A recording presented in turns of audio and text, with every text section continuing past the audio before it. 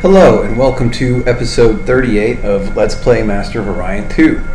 I am in a construction off against the Cylons. They are comfortably ahead. They have 35 Doom Stars, 32 Titans, 35 battleships, while I have 27 Doom Stars. My Doom Stars are probably a little bit better than theirs, at least certainly if I attack first, because I have the time displacement device. But the Cylons, they have temporal displacement devices too, so if they attack first, they get a significant advantage from that. I was thinking that I need to take a step back from my emphasis on Doom Stars. What I need is a new type of battleship, because look here. Well, let's cancel everything that I just did there. Build and trade goods, that's fine. Let's go to Slaw.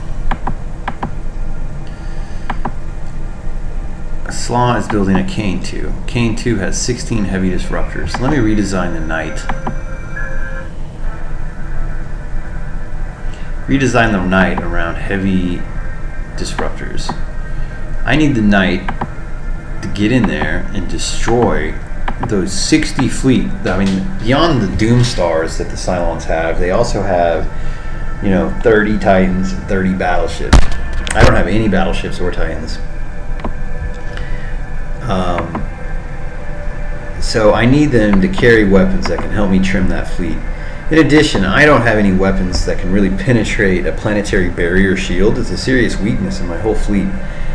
So I'm going to equip each battleship with one plasma torpedo, 4 disruptors, and 1 disruptor of a normal capacity with auto fire. This will help me shoot down fighters. And then on top of that, I'm thinking I need antimatter bombs. I don't know if the bombs can penetrate shields or not. I mean, planetary barrier shields, that is. But hopefully they'll help.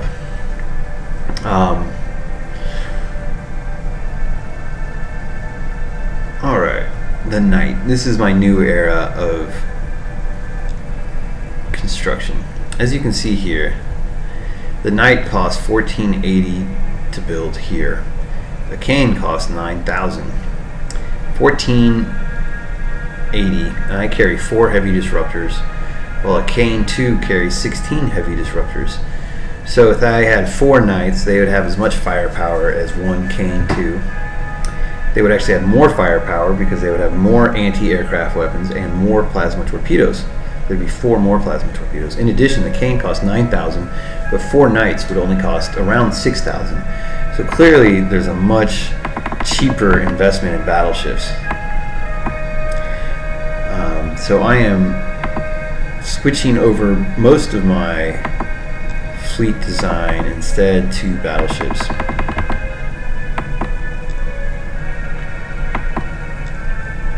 So that's Slaw. Let's go to Farius.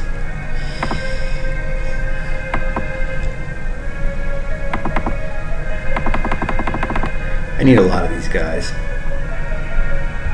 I'll need them pretty soon too. I have like $80,000, so I might as well spend some money here and there.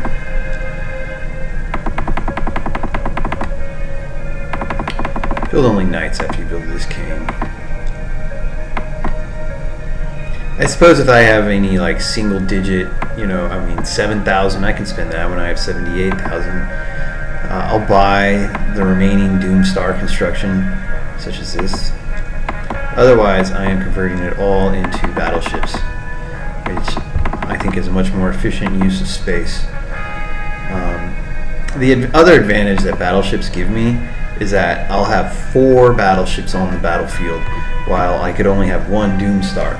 And so they use a weapon, the Cylons have a weapon called the Stellar Converter, which basically destroys any ship it hits. I've been pretty much, in my experience, the Stellar Converter it's a huge advantage, especially the way I'm behind the Cylons in so many technological aspects.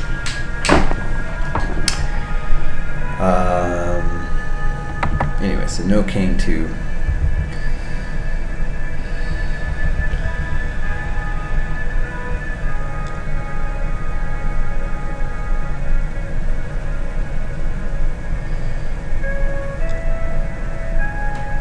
That was fucked. We have now made our way to Ursa.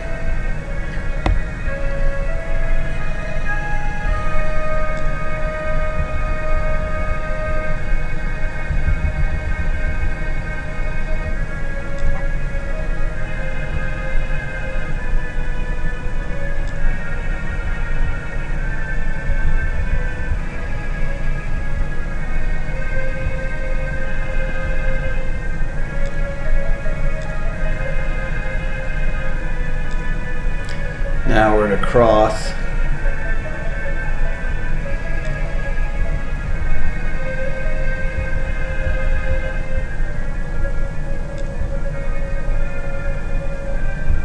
Let's go ahead and buy.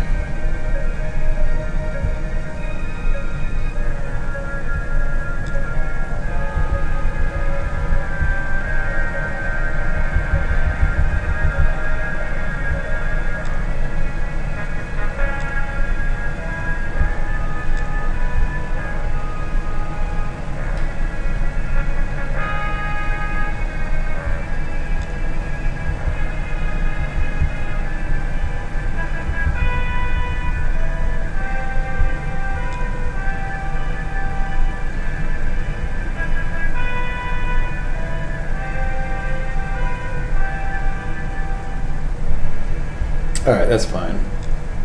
Get some more money in. It's funny because I can spend more money on a Doomstar, but I couldn't buy 4 battleships in one turn. Like, if I went to Ursa Prime and attempted to buy 4 battleships in one turn, I couldn't, but I could buy 1 Doomstar for about 29,000 credits. Alright, so I am doing a massive build out. Let's go up to Jabbar, see what they're doing. Kane 2, not anymore. Knights.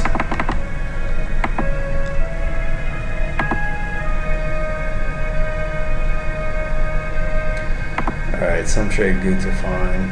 Gia, that is good. What are you doing after that? No Canes. Knights.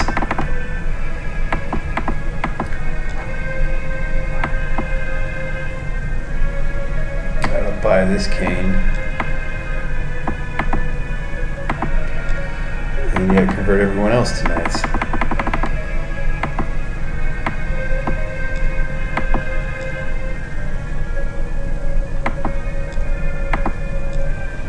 Alright.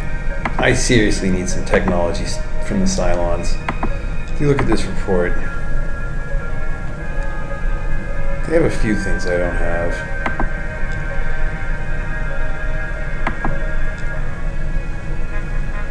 Planetary barrier shields, star fortresses. The recyclotron's very nice. That turns waste into production or something like that.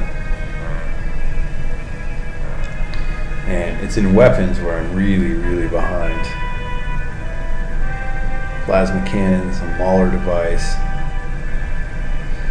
Death Ray, a Stellar Converter. I wish I had that. I wonder what a Gauss cannon could have done for me.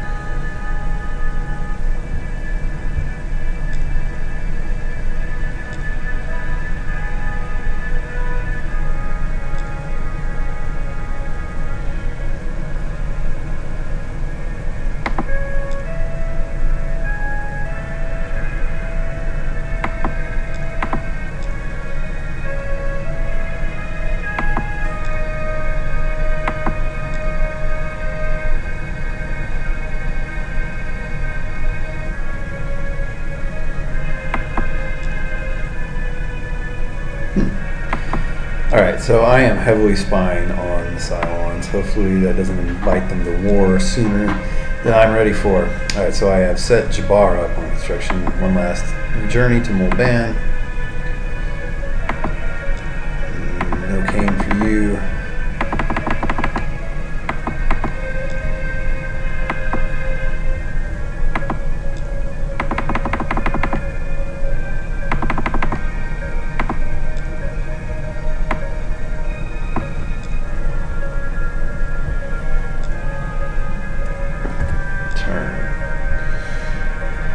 one declared war on me. That is a good day. Across the galaxy, my battleships are being built. It doesn't matter how far you come from, where you call home. In my army, you have a place.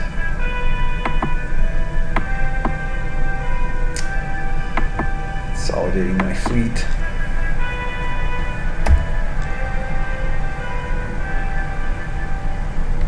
Oh yeah, I realized one other thing. One reason I wasn't effectively able to build more weapons onto my ships is because I was mistaken. I need to research advanced physics.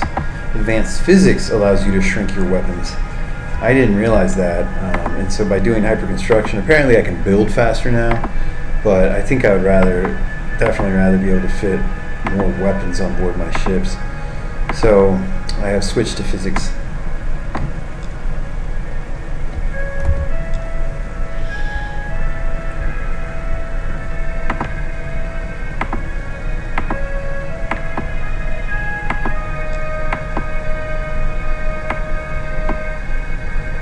I'm finally starting to lose money, or I'm not losing money, but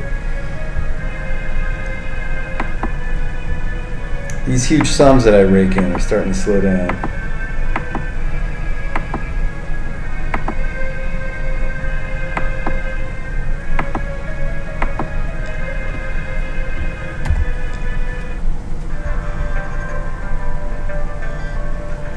Preventing all ships from moving.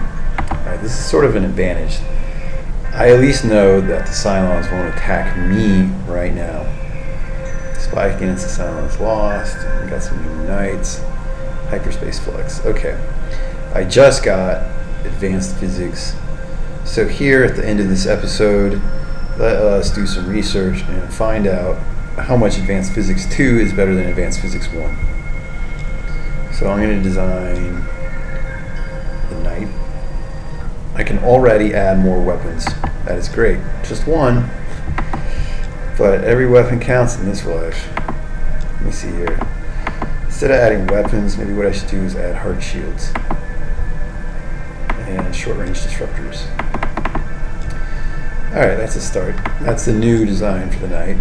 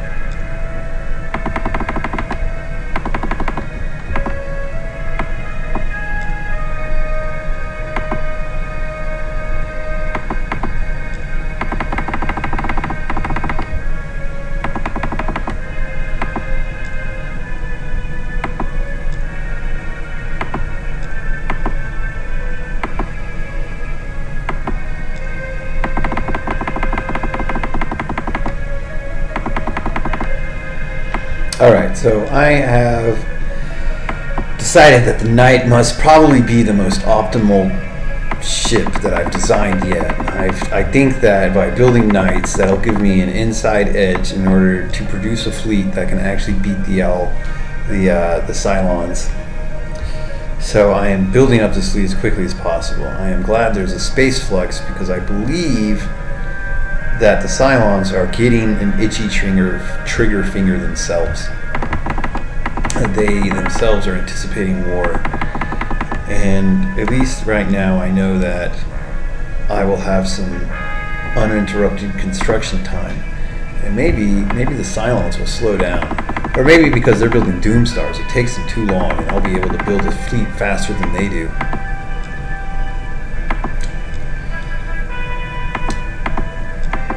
So that is my thinking.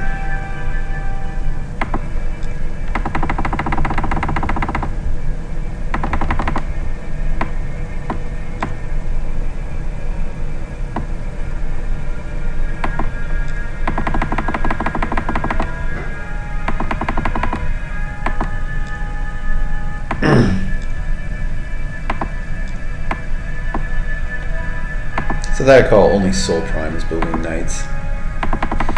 In fact, money's starting to become an issue, so why don't we get back to trade goods?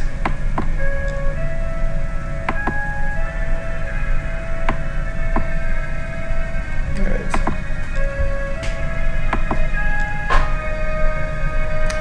Then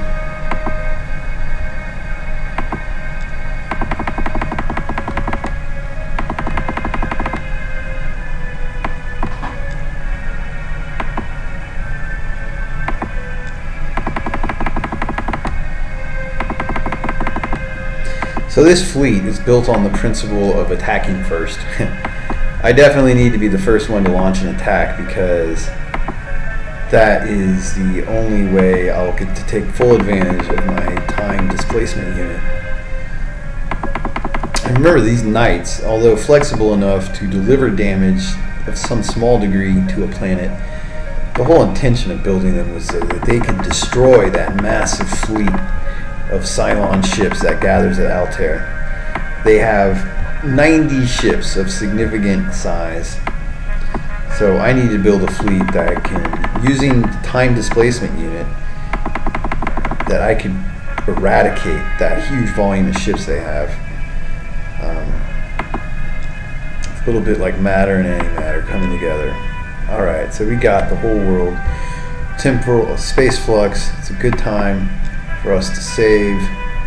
And this has been episode 38.